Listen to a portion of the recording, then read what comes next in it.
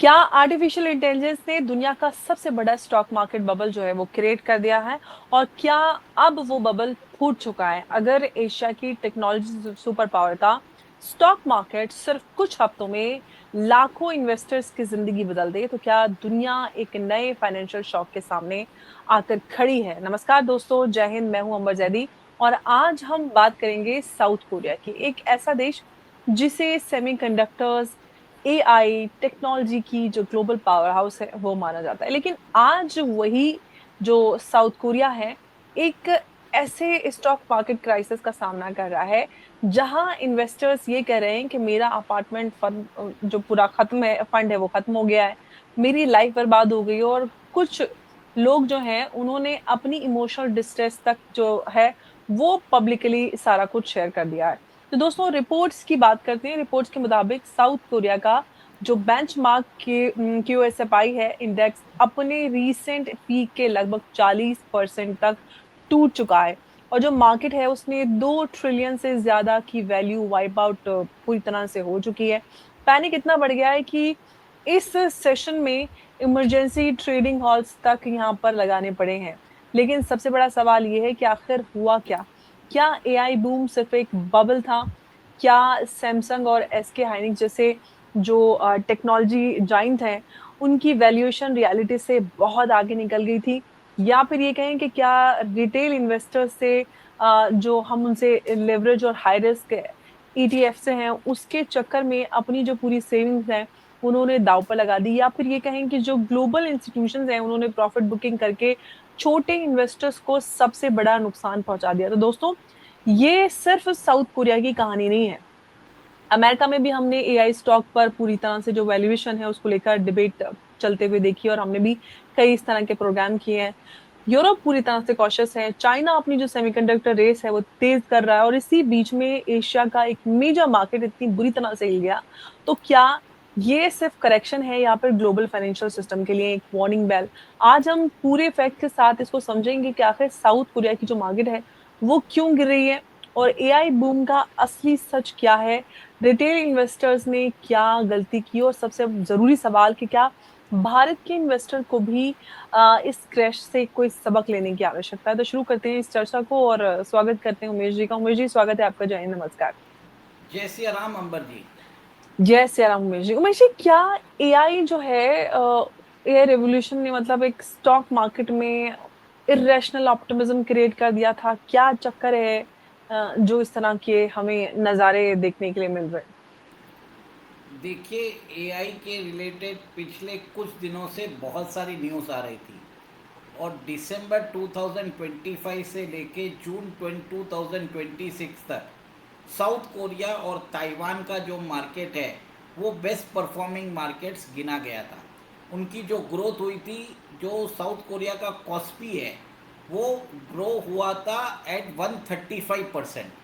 और हालत ऐसी हो गई थी कि इन्होंने भारत के स्टॉक मार्केट की वैल्यूएशन को भी सरपास कर दिया था।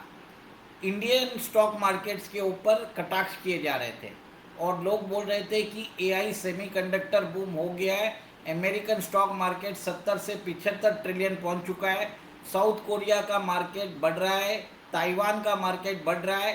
पर आप देखिए अंबर जी, इस जुलाई के अंदर करवट चेंज हो गई है और पिछले जुलाई के अंदर बताया जाता है कि टोटल फॉल जो है पिछले 40 दिनों में इट इज़ अराउंड 44%। ये बहुत बड़ा फॉल है और इसके कारण साउथ कोरिया के अंदर $2 ट्रिलियन की मार्केट कैपिटलाइजेशन वाइप आउट हो जाती है। साउथ कोरिया के अंदर जो डी रैम बनाने वाली जो उनकी कंपनी है एसके हाइंक्स, वो $600 बिलियन का नुकसान कर लेता है। वर्ल्ड के अंदर जो ये जो डी रैम हैं वो लगते हैं एनवीडिया के चिप्स में। एनवीडिया के कारण डेटा सेंटर्स चलते हैं। जितने भी ये जो चैट जीपीटी है ओपन एआई का, फिर क्लाउड और जेमिनी, इन सब को प्रोसेस करने के लिए आपको डेटा सेंटर्स चाहिए और डेटा सेंटर्स के अंदर एनवीडिया के चिप्स लगते हैं। और एनवीडिया को सब लोग जानते हैं, पर एनवीडिया को जो चिप्स बनाने के लिए जो हाई परफॉर्मेंस रैम की ज़रूरत है, डी रैम, वो बनाती है एसके हाइंक्स। ये एक साउथ कोरिया की कंपनी है और इसके अंदर 90% डोमिनेशन जो है वो साउथ कोरियन और अमेरिकन कंपनीज का है। और साउथ कोरियन कंपनी एसके हाइंक्स और सैमसंग और माइक्रॉन। और साउथ कोरिया का जो कॉस्पी इंडेक्स है उसके अंदर ये दो कंपनी एसके हाइंक्स और सैमसंग का 55% वेटेज है। और पिछले एक महीने के अंदर आप देखिए कम से कम 8 से 10 बार ट्रेडिंग जो है हॉल्ट करनी पड़ी है। जुलाई 28 तारीख को कॉस्पी जो है 11% गिरा था। यहाँ तक नौबत आ गई थी कि ट्रेडिंग रोकनी पड़ी और एक तरह से सस्पेंड करना पड़ा फॉर 20 मिनट्स ताकि लोअर सर्क्यूट फिगर लग जाए। और एक तरह से आप ये देखिए कि कल जो है वो अचानक गिर गया अनदर 6%। तो टोटल जो क्यूमुलेटिव फॉल है ना ये 44% हो चुकी है। अमर जी, ये जो फॉल है ना ये बहुत भयानक फॉल है दैन द 1998 जो ईस्ट एशियन क्राइसिस आया था। उस समय भी साउथ कोरिया की मार्केट 27% गिरी थी। उसके बाद 2008 क्राइसिस के अंदर भी ये 23% गिरी थी। ये बहुत बड़ा स्टीप करेक्शन है और इसी के कारण बहुत बड़ा बिकवाली आया है। और इसमें फंडामेंटली एक तरह से देखिए कि वहाँ पर साउथ कोरिया के अंदर जो छोटे निवेशक हैं उन्होंने एक्स्ट्रा मार्जिन लिया था, अपने स्टॉक्स को प्लेज कर दिया था, फिर ट्रेडिंग के लिए मार्जिन लिया था। और जब गिरने लगा मार्केट तो ऑटोमेटिकली जो मार्जिन ट्रेडिंग कॉल्स है वो ट्रिगर हो रहे थे। लार्ज स्केल ट्रिगर होने के कारण मार्केट जो है कंटिन्यूसली एक तरह से गिर रहा है। और इसी के कारण आप देखिए कि $2 ट्रिलियन की मार्केट कैपिटलाइजेशन वाइप आउट हो गई है। और ये जो पेन है अभी तक रुका नहीं है, ऐसा नहीं कि बॉटम आ गया है, बिल्कुल, तो और मतलब जितना पेन उमेश है। जी इसको हम ये तो कह सकते हैं कि जो साउथ कोरिया का ये क्रैश है वो दुनिया का पहला बड़ा एआई बबल बस्ट तो मतलब टेक्निकली कहा जा सकता है। लेकिन एक बात जो मैं आपसे सैमसंग और एसके हाइनिक्स को जैसे जो जाइंट्स हैं उसके स्ट्रॉन्ग जो अर्निंग्स है उसके बावजूद इन्वेस्टर की जो एक्सपेक्टेशंस है इतनी ज्यादा बढ़ गई थी क्या कि जो मार्केट रियलिटी है उसको इग्नोर किया जा रहा था। देखिए, इन्वेस्टर्स अभी एक तरह से एआई के अंदर न्यूज़ बेस के कारण एक तरह से उसमें इन्वेस्टमेंट कर रहे थे। और आप ये देखिए कि ये जितनी भी कंपनीज है, एनवीडिया है, इन सब के अंदर आपस में कनेक्शन है। ये इनको चिप्स भी बेच रहे हैं, ये इनके डेटा सेंटर्स को सेटअप करने के लिए उसमें इन्वेस्टमेंट भी कर रहे हैं। ये बहुत इंटर डिपेंडेंस का खेल है। अंबर जी, अब मार्केट जो देख रहा है वो रेट ऑफ ग्रोथ देख रहा है। मतलब पहले जो ग्रोथ होती थी एक तरह से 100% 200% ग्रोथ होती थी। अब जो ग्रोथ है पर ग्रोथ का जो मार्जिन है वो कम होता जा रहा है। इसके लिए जो इन्वेस्टर्स हैं वो अपना प्रॉफिट बुकिंग कर रहे हैं। और उसमें सबसे बड़ा रीज़न एक और एक है कि एक चाइनीज़ कंपनी जो है उसने अभी शंघाई स्टॉक एक्सचेंज पे लिस्ट किया है। और अंबर जी उसको बम्पर ओपनिंग मिली है और उसका जो मार्केट कैपिटलाइजेशन है $490 बिलियन है। और ओपनिंग डे के अंदर वो 475% बढ़ी है। इस कंपनी का नाम है चैंगशिंग मेमोरी टेक्नोलॉजीज। अंबर जी, इसके कारण भी लोगों को डर है कि जब चाइना घुसता है तो वो सबको मालूम है सबके दाम कम कर देता है। और इसी मद्देनज़र आप ये देखिए कि इन्वेस्टर्स को डर है कि फ्यूचर में चाइना ने एक तरह से वही मार्केट में एंट्री ले ली है जिस has been dominated by South Korean and American companies. This 470% जो डेब्यूट हुआ था इसका पैसा वो कैपेसिटी एक्सपेंशन पे लगाएगा। और ये जो डी रैम्स होते हैं ये बहुत इंपॉर्टेंट इंग्रेडिएंट होते हैं। आपके मेमोरी चिप्स बहुत इंपॉर्टेंट रहते हैं फॉर एनी डेटा सेंटर्स। और इसी के कारण वहाँ पर सेलिंग आई है, इन्वेस्टर्स प्रॉफिट बुकिंग कर रहे हैं, रीएलोकेशन कर रहे हैं पोर्टफोलियो का, क्योंकि उनको एआई के ऊपर भरोसा है। पर एआई के अंदर जो ग्रोथ रेट होने वाली है उसके ऊपर भरोसा नहीं है। डीप सीक आया था लास्ट अप्रैल में, उसके कारण सबको समझ में आ गया अमेरिका जो रुपए में करता है चाइना उसको 5 या 6 सेंट में कर देता है। सिमिलरली यहाँ तो पर हार्डवेयर इकोसिस्टम में भी चाइना का जो एंट्री आ चुका है उससे वहाँ पर जो एक तरह से सेल ऑफ आया है ताइवान के, जापान के, साउथ कोरिया के, अमेरिकन स्टॉक मार्केट्स में सब जगह एक तरह से सेल ऑफ आ रहा है, आईआई सेल ऑफ आ रहा है। पर इसमें आप देखिए सबसे ज़्यादा इफेक्ट हो रहा है ये साउथ कोरिया का मार्केट विच इस जिसमें ये दोनों कंपनीज एसके हाइंस और सैमसंग का 55% स्टेक है। जी। अब सवाल यहाँ पर ये है कि क्या जो लेवरेज्ड ईटीएफ्स हैं और जो मार्जिन इन्वेस्टिंग्स हैं, उसने क्रैश को और ज़्यादा डेंजरस बना दिया था? क्या जो फॉरेन इन्वेस्टर्स हैं, उनके हेवी आउटफ्लोज ने ये जो पैनिक सेलिंग है, उसको और ज़्यादा एक्सेलरेट किया? और अंबर एक जी सवाल ये इसमें और उमेश जी ये पॉइंट आता है कि क्या रेगुलेटर्स ने हाई रिस्क जो फाइनेंशियल प्रोडक्ट्स हैं उनको बहुत देर तक अनचेक छोड़ा, और इस जिसकी वजह से ये पूरी स्थिति बनी हुई है? देखिए अंबर जी, भारत के अंदर हम securities and exchange board of India को बहुत सारे जो फिनेंशियल एक्सपर्ट्स हैं वो हमेशा बोलते हैं कि कंट्रोल है, रेगुलेटेड है। अब भारत के अंदर चेक्स है, रेगुलेशंस है, इसके कारण आप देखिए मार्जिन ट्रेडिंग के ऊपर आप वहाँ पर ट्रेड नहीं कर सकते। आपको आपका खुद का पैसा लगाना पड़ता है, और इसी के कारण अननेसेसरी स्पेक्यूलेशन जो है वो ख़त्म हो जाता है। भारत ने एक तरह से इसके ऊपर ध्यान रखा, इसके ऊपर समय समय पर पॉलिसीज़ लेके आए। इससे बहुत फ़र्क पड़ा अंबर जी, मैं आपको बताता हूँ। हमारा स्टॉक मार्केट भले ही इतना बड़ा ना हो, पर एक तरह से स्टेबल है पिछले बहुत दिनों से।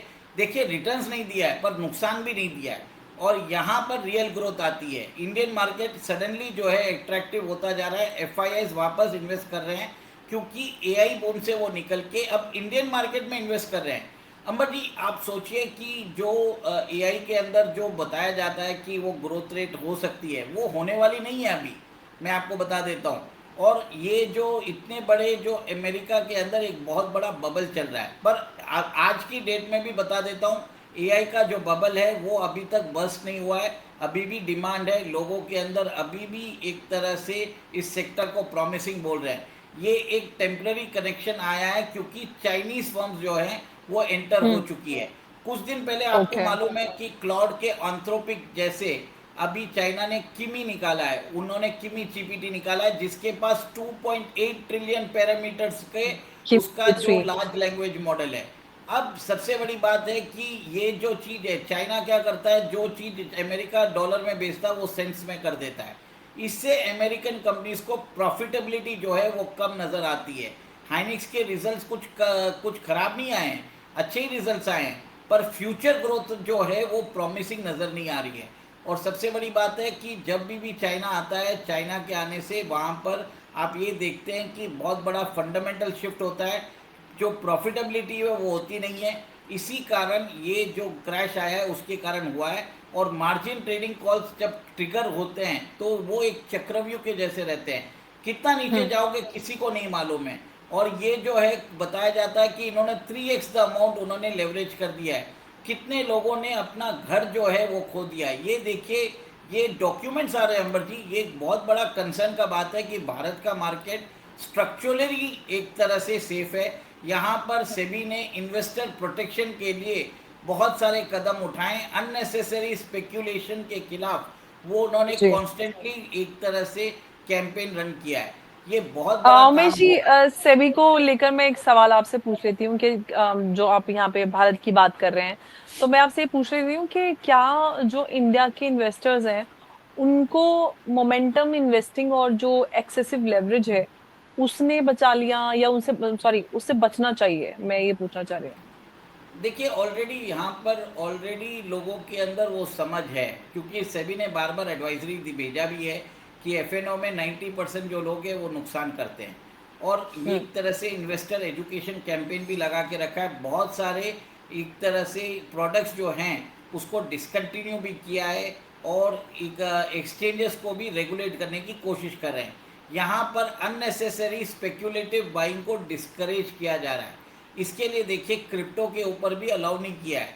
वो यहाँ पर हमारे जो रेगुलेटर्स है वो स्ट्रक्चर्ड सेफ प्रोडक्ट्स पे बिहेव करते हैं, और जबकि जो अमेरिकन और अदर मार्केट्स है वहाँ पर स्पेक्यूलेटिव बाइंग चलती है।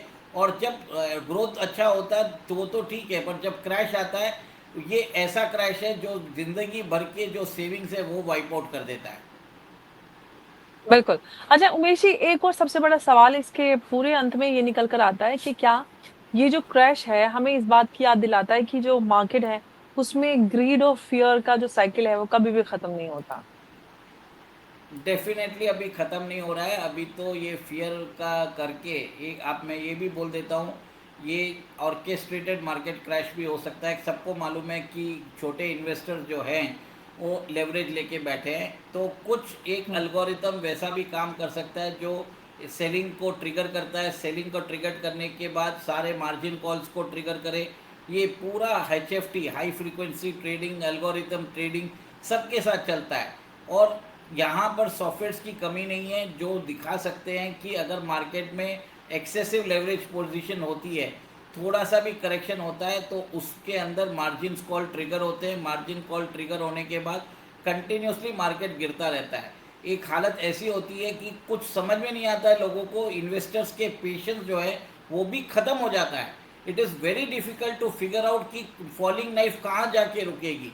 अभी साउथ कोरिया का ये 44%, this is not the end, इसके आगे भी प्रॉब्लम होगा। जुलाई के अंदर 10 से 11 बार ऐसा हुआ है कि कॉस्पी 6% या 6 से 11% जो है वो गिरा है, और कंटिन्यूसली बहुत बार तो एक्सचेंज को ट्रेडिंग रोकना पड़ा है। ये बहुत बड़ा कंसर्न है। मैंने बहुत पहले भी बोला था कि इंडियन मार्केट आज भी रेगुलेटेड है, सेफ है, स्ट्रक्चर्ड है। और इसमें एक तरह से आपको ध्यान देने वाली बात है कि going in future it is going to be very difficult for investors to recover their losses. अब वहाँ पर साउथ कोरिया के अंदर इतना लॉसेस जो वहाँ के रिटेल इन्वेस्टर्स ने सहा है, ये एक तरह से मैं आपको बोल देता हूँ अंबर जी, ऐसे ही जो वेल्दी है, ऐसे ही जो हेज फंड्स है, आपको हाई राइज वैल्यूएशन पे अपना माल चिपका देंगे, बाहर निकल जाएंगे, और जो रुपया का माल है बाद में वो सेंट्स में खरीदेंगे। ये हम्म, एक तरह से क्लासिक मनी ट्रांसफ़र स्कीम होता है, जिसमें ग्लोबल इन्वेस्टर्स और हेज फंड्स जो है वो प्रॉफिटियर करते हैं, और रिटेल इन्वेस्टर्स जो है नुकसान सहते हैं। This is one of the lessons for all the investors across the globe to stop chasing high speculative जो जो सेक्टर्स होते हैं उसको स्टॉप करिए। जहाँ पर रियल ग्रोथ है, जहाँ पर आपको कैश फ्लो नज़र आता है, उस सेक्टर्स को पेट्रोनाइज करिए, उसमें इन्वेस्टेड रहिए, रियल रिटर्न्स आपको वहाँ पर मिलता है। इसी के लिए मैं बार बिल्कुल, बार वही बोलता था। बिल्कुल। तो दोस्तों, हर जो फाइनेंशियल क्राइसिस है, वो एक कहानी छोड़कर जाता है। 2000 का डॉट कॉम बबल, 2008 का ग्लोबल फाइनेंशियल क्राइसिस, और आज साउथ कोरिया का एआई ड्रिवन जो मार्केट टर्मोइल है। हर बार जो टेक्नोलॉजी है वो बदलती है, लेकिन इन्वेस्टर साइकोलॉजी है वो वही रही। साउथ कोरिया का मार्केट हमें एक सिंपल लेसन देता है कि ग्रेट कंपनीज और जो ग्रेट इन्वेस्टर्स हैं वो हमेशा एक ही बात नहीं, मतलब इन्वेस्टमेंट्स और ये सारा कुछ एक ही बात नहीं होती है, मेरे कहने का मतलब है। लेकिन जब एक्सपेक्टेशंस रियलिटी से बहुत आगे निकल जाती हैं तो करेक्शन भी उतना ही पेनफुल होता है। इन्वेस्टिंग और स्पेकुलेशन में सिर्फ एक लाइन का फर्क होता है। जब आप फंडामेंटल्स देखते हैं तो आप इन्वेस्टर, उस वक्त आप इन्वेस्टर होते हैं। लेकिन जब आप पूरा सिर्फ मोमेंटम और लेवरेज के भरोसे चल रहे होते हैं तो रिस्क और जो है वो उतना ही ज्यादा बढ़ जाता है। आज की असली जो बात है वो साउथ कोरिया को लेकर नहीं है सिर्फ। असली सवाल ये है कि क्या दुनिया एआई रेवोल्यूशन में सस्टेनेबल वेल्थ क्रिएट कर रही है, या फिर और बबल यहाँ पर बिल्ड हो रहा है। तो दोस्तों, मैं हूं उम्र जैदी। जय हिंद, और बहुत बहुत धन्यवाद आपका इस चर्चा में जुड़ने के लिए। उमेश जी, आपका भी नमस्कार। जय हिंद, जय भारत, एक बार फिर से। जय सिया राम।